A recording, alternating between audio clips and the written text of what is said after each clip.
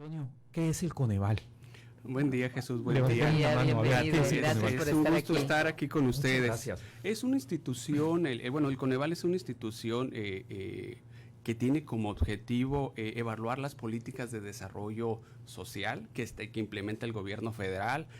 También tiene como objetivo medir la pobreza y crear publicaciones e investigaciones relacionadas a la pobreza y al desarrollo del país. Básicamente esas son sus tres funciones. Es trabajo de medición, no de atención.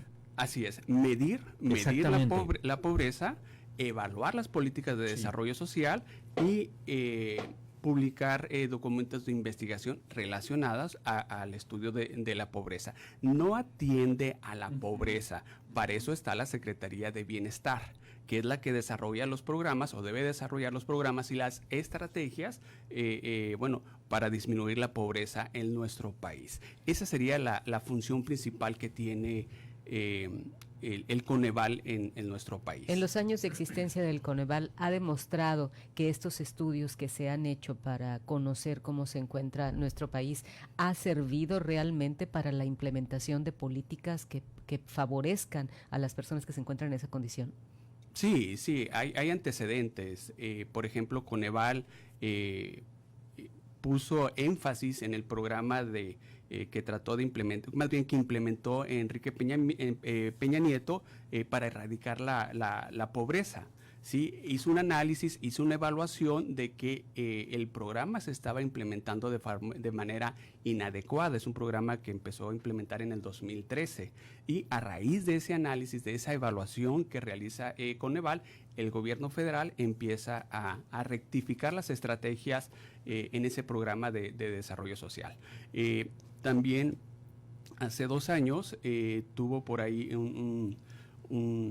un encuentro con INEGI en el sentido de la metodología que debe de seguir para medir la pobreza. INEGI quería implementar una medida que si eso se implementaba, pues iba a dar una reducción de pobres, pero iba a ser por metodología, no iba a ser algo real. Coneval se opuso a esa metodología y analizaron y ya salió una metodología ya de Coneval, ¿no? Entonces sí ha habido una participación por parte de Coneval. ¿Cuándo se crea el Coneval, Marco? En 2005. El 2005. En el 2002 es a iniciativa de la que era Secretaria de Desarrollo Social con Felipe Calderón, Josefina Vázquez Monta, se genera la Ley de Desarrollo Social. Ya el Coneval empieza en el 2005, ¿no? Con González Licona. Usted como economista, ¿cómo valora el comportamiento de este organismo? ¿Ha mantenido cierta independencia, cierta autonomía? Incluso el cacho de gobierno de Felipe Calderón, todo el de Peña Nieto y los meses que lleva este gobierno. ¿Cómo podemos hacer una valoración? Ha sido una institución importante y crítica, ¿no? Con un sentido más técnico que político. Felipe Calderón, en el sexenio de Felipe Calderón incluso hubo disgusto por parte del presidente. ¿Por qué? Porque Coneval sacó cifras de que la pobreza se había incrementado del 2010 al 2012. Coneval sacó los datos y dijo, el número de pobres en el país se incrementó. Y eso generó un disgusto en la presidencia de la República en ese periodo. Posteriormente, en el informe del 2014, pues también señala que el número de pobres se incrementó en el país, que pasó de 53 a 55 millones de pobres. Y también generó disgusto en la presidencia. En ese caso estaba Enrique Peña Nieto. Entonces, en ese sentido, Coneval ha sido muy crítico con información técnica, dando resultados del nivel de pobreza y desigualdad que hay en el disgusto país. De los presidentes, más no descrédito del trabajo. Sí, así es. O sea, un disgusto por las cifras. Sin embargo, respetaron la autonomía de Coneval, respetaron en ese momento al que era secretario ejecutivo, a González Licona. Lo respetaron. ¿Por qué? Porque era un trabajo pues realmente técnico, no con una metodología que sustentaba los resultados. ¿Qué pasaría? No, adelante, Katia, adelante. ¿Qué pasaría entonces, por lo que vemos, y si el Coneval no existiera y si se diera este trabajo que dice el presidente que debiera hacerlo el propio INEGI, que para qué existe el Coneval?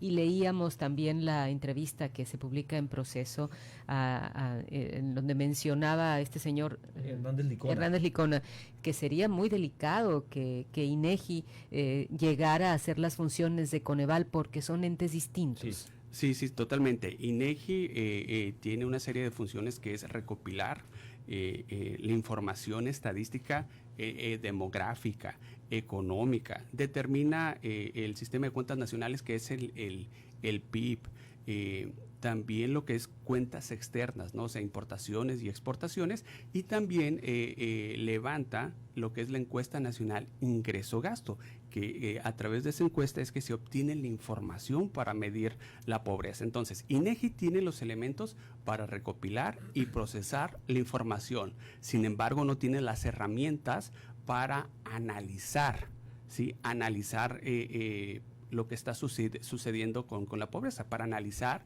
y evaluar esas cifras. ¿Sí? Entonces se le estaría dando una función a INEGI para lo cual no está preparado. Es decir, datos duros INEGI.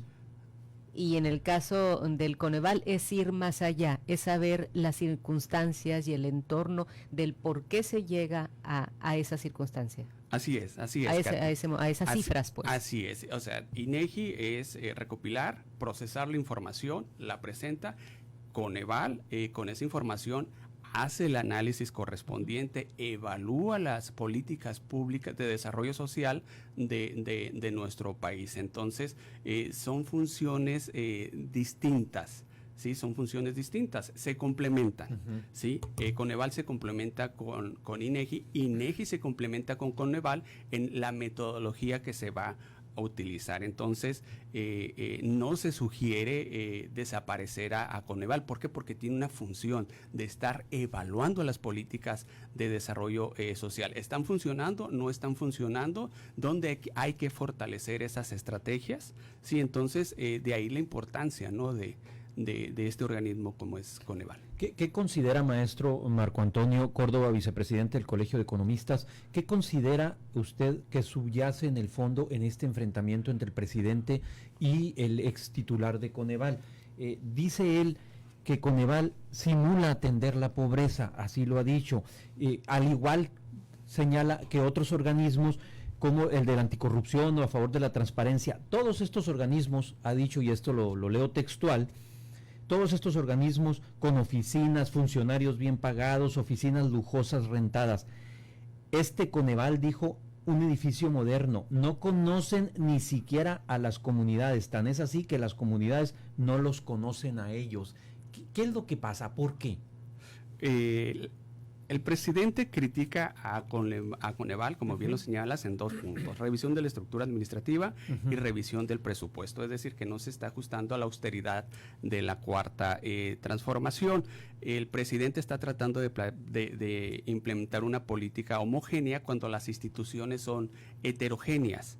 Sí, entonces ahí es donde hay un choque. Incluso lo señalaba el doctor Carlos Ursúa, sí, en su desplegado, ¿no? O sea, el presidente está tratando de implementar una política por igual a todas las instituciones cuando tienen funciones distintas. El que era secretario ejecutiva, González Licona, pues explicó que este tipo de políticas pues es difícil aplicar en instituciones como Coneval, ¿no? Uh-huh. Y si revisamos las cifras que señaló el presidente sobre arrendamiento, renta de edificio, si vemos el presupuesto de Coneval representa el 0.4% del presupuesto de la Secretaría de Bienestar. La Secretaría de Bienestar tiene un presupuesto de 150,000 millones de dólares y Coneval tiene un presupuesto de 498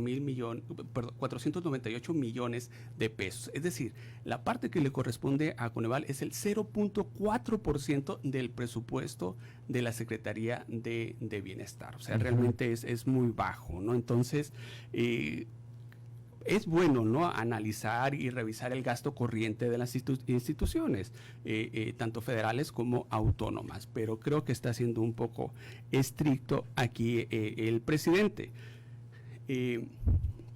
Viendo el contexto económico y financiero de la semana pasada, contrasta el análisis que realiza el presidente en relación a Coneval, contrasta con la información que dio a conocer la Secretaría de Comunicaciones y Transportes, donde finiquita al principal contrato del aeropuerto de Texcoco con 14,220 millones de pesos.